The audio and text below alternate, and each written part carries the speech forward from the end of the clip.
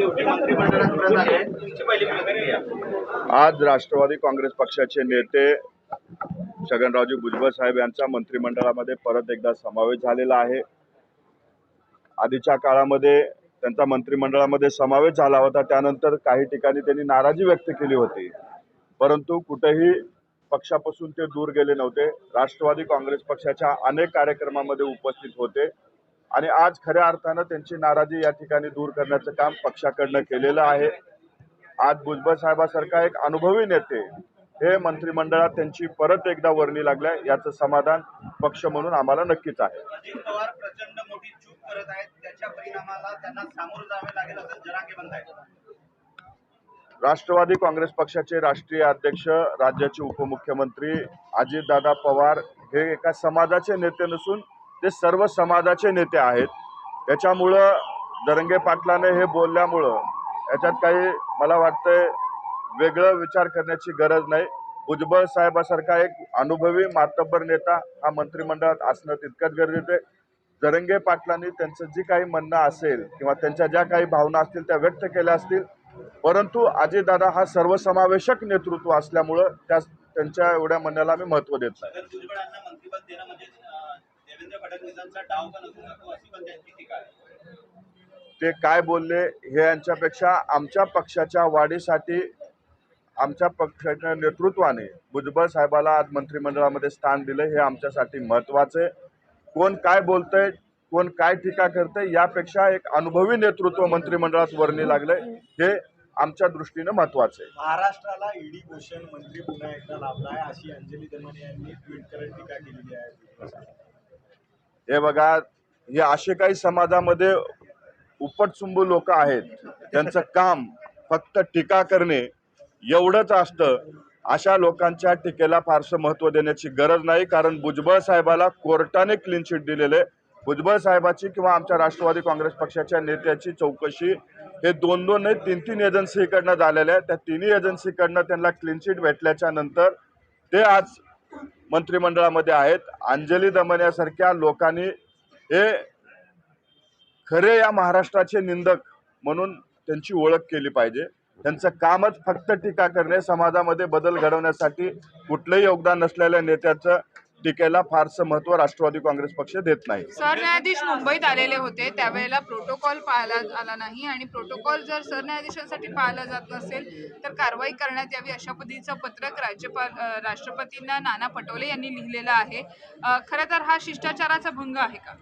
नक्कीच त्या ठिकाणी काल आम्ही सरन्यायाधीशांची मी बाईट पाहिला किंवा त्यांचं जे भाषण होतं त्याच्यामध्ये पाहिलं, त्यांनी नाराजी व्यक्त केली होती। घटनेने दिलेल्या नियमानुसार अधिकारानुसार त्या ठिकाणी त्यांनी जायलाच पाहिजे होतं। मला वाटते नाराजी व्यक्त केल्याच्या नंतर आपल्या महाराष्ट्राचे तीनही प्रमुख त्या ठिकाणी जाऊन त्यांचं भेटून जी काही दिलगिरी असेल किंवा त्यांच्याकडे जी काही कारण असेल त्यांनी सांगितलं असेल, परंतु अशा पद्धतीची चूक घडायला नाही पाहिजे होती या मताचे आम्ही सुद्धा आहोत। सीजेआय महाराष्ट्रामध्ये येतात, त्यांचा दौरा अधिकृत असतो, त्यांचा दौरा ठरलेला असतो, तर मग या तिन्ही प्रमुखांना यांच्यावरती कारवाई का नाही व्हावी? याच्या बाबतीत ते खुलासा नक्कीच करतील की त्यांच्याकडे काय नेमकी अशी बैठक लागली होती, त्याचं काय कारण न जाण्यामागचं, तर त्याच्या बाबतीत ते खुलासा करतीलच।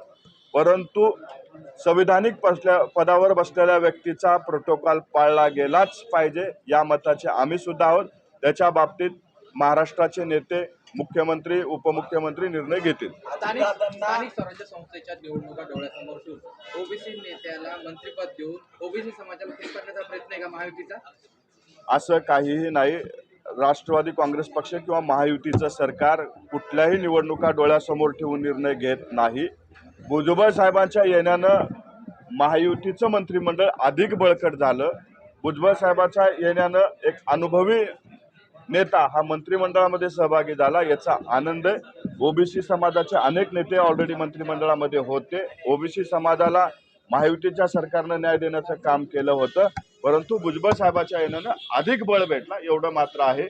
परंतु ही निवडणूक डोळ्यासमोर ठेवून नाही, तर मंत्रिमंडळ अजून मजबूत करण्यासाठी केलेलं पाऊल आहे। नाशिकच्या पालकमंत्रीपदाचा वाद आहे, त्यामुळे आता भुजबळ साहेबांना ते पालकमंत्रीपद मिळेल का की त्या वादाकरता एकीकडे रायगडचं पालकमंत्रीपद वादात दिसतंय आणि दुसरीकडे नाशिकचं पण? पालकमंत्री पदाच्या बाबतीत महाराष्ट्राचे मुख्यमंत्री देवेंद्रजी फडणवीस यांच्यावर आमचा पूर्ण विश्वास आहे. पुढच्या काळामध्ये ते महायुतीचे पक्षांना योग्य तो मान सन्मान देतील.